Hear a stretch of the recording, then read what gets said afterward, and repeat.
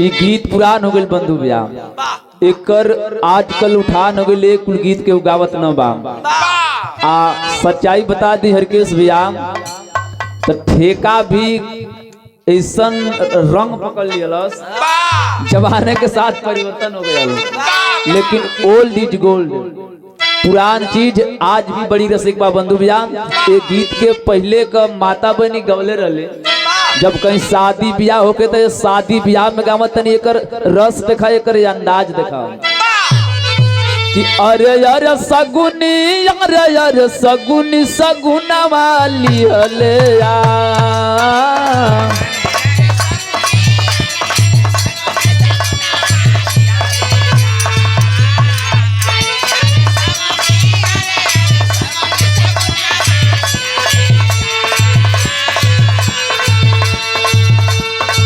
उहे गीत बा जे गीत का डुप्लीकेट गवैया गवलन।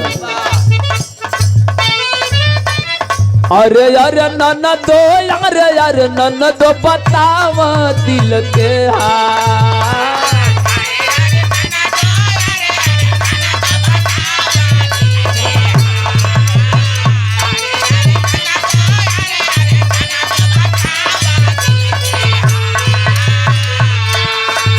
यारे यारे यारे ननदो, यारे यारे ननदो बतावा दिल के हाल।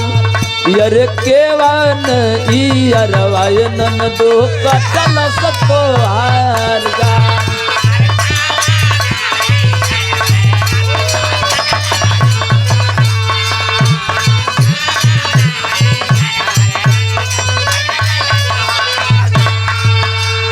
यही गीतिया के माता बहन गावे।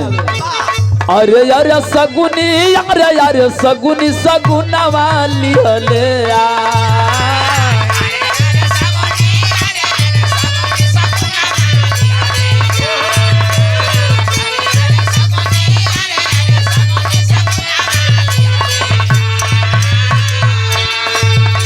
यारे यारे सगुनी, यारे यारे सगुनी सगुना वाली हले यार तोहरी सगुनवा ये सगुनी होई है बिया।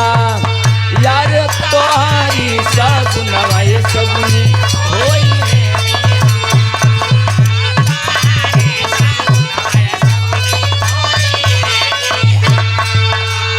किसिया की तेलवा में सनल गुलौरवा गम गम गम केला।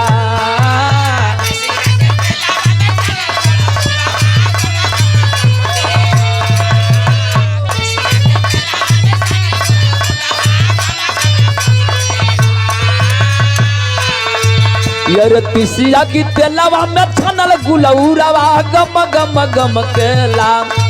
यार सूरज गइल मुरझायो भवानी माई के बिटिया चमकेला। अरे सूरज गइल मुरझायो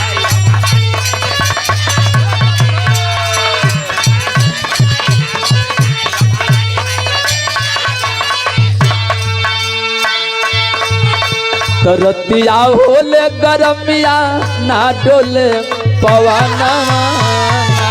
रतिया होले गरमिया ना डोले पवना।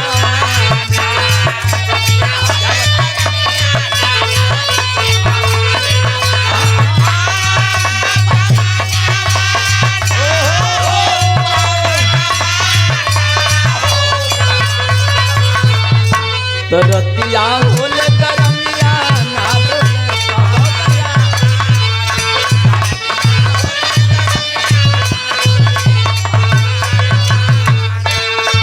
एकता गरमी के मारे, एकता गरमी के मारे सैया सुतल हो दुआरे।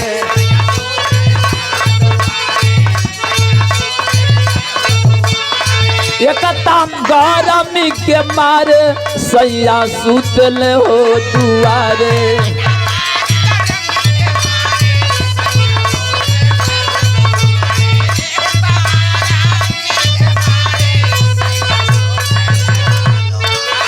तीजे सास नदिया न तो तीजे सासन नदिया मारली मेहाना तीजे सासन नदिया मारली मेहाना